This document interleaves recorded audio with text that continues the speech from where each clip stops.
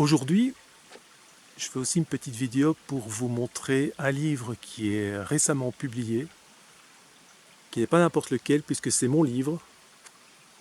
C'est un livre que j'ai édité et qui est disponible chez Amazon et sur le site Kobo également, où je raconte en résumé mes 2 premières années d'expérience de gestion ou de non-gestion de cette forêt naturelle.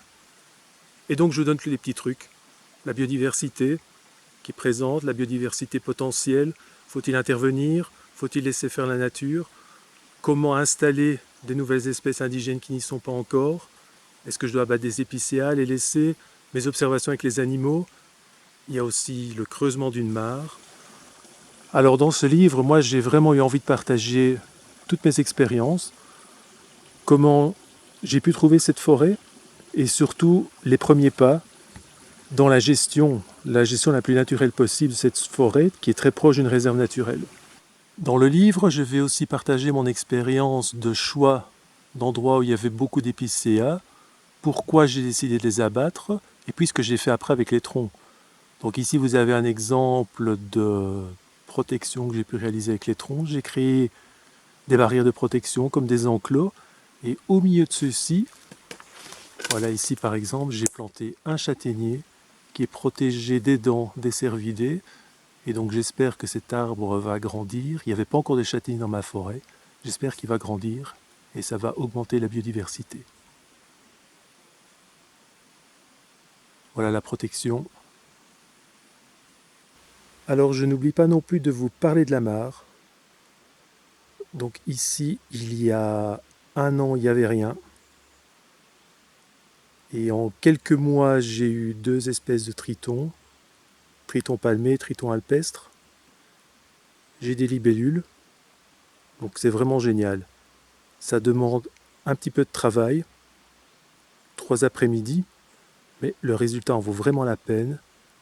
Donc la mare est tout à fait naturelle, elle s'est remplie naturellement, aucun problème. Je recommande.